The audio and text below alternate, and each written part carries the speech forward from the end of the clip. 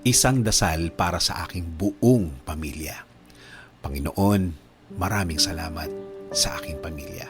Maraming salamat at lagi silang andyan.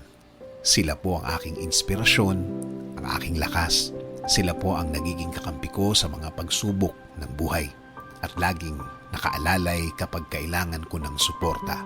Lord, kasama po ng aking dasal na ito na mas mapalapit sila sa iyo, mas makilala ka nila, mas malaman pa nila ang iyong kabaitan, kasama ng nakita nila sa aking buhay na ikaw ang pinagkukunan ko ng lakas sa araw-araw.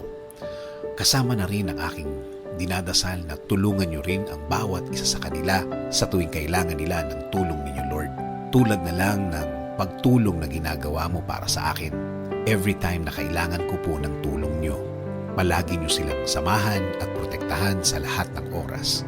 Alam ko po na napakadelikado na sa labas at kailangan nila ng proteksyon ninyo sa mga buhay nila, kasama na ang kani-kanilang mga trabaho.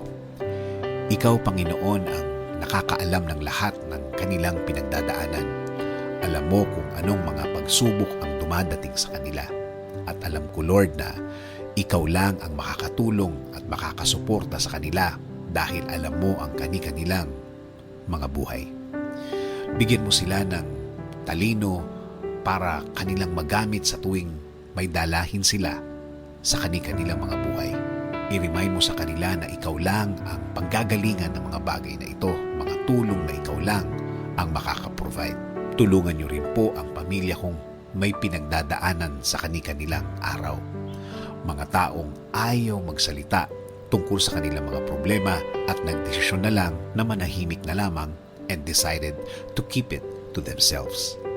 Panginoon, alagaan niyo po ang lahat ng magulang, kapatid at lahat ng miyembro ng pamilyang Pilipino.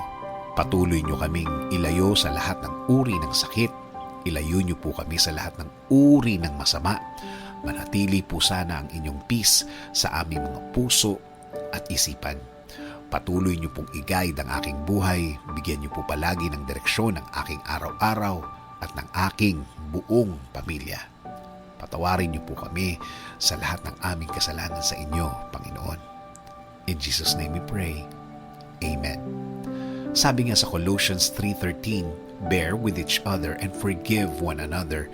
If any of you has a grievance against someone, forgive as the Lord forgave you.